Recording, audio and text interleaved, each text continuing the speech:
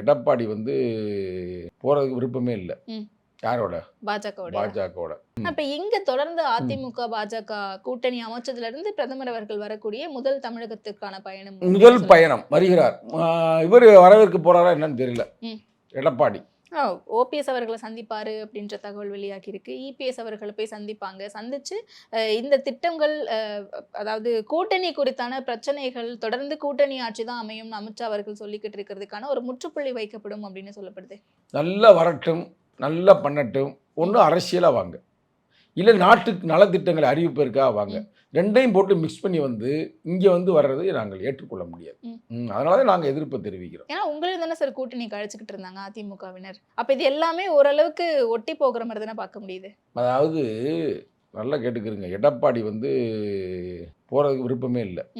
யாரோட? பாஜகவோட. பாஜகவோட. நம்ம டக்கலா பாய் இருக்காரு தெரியுமில்ல, சென்னையில். யாரும் தெரியுதா டக்கலா பாய்னா? டக்கலானா ஹிந்தி வார்த்தை தெரியாதா? சொட்டைன்னு நம்ம சொன்னோம்னா அசிங்கமாக இருக்குன்றாங்க. டக்கலா அப்படின்னு நம்ம ஒரு டீசெண்டாக சொல்கிறோம். நம்ம அண்ணன் தான் சொன்ன தப்பா எடுக்க மாட்டார்.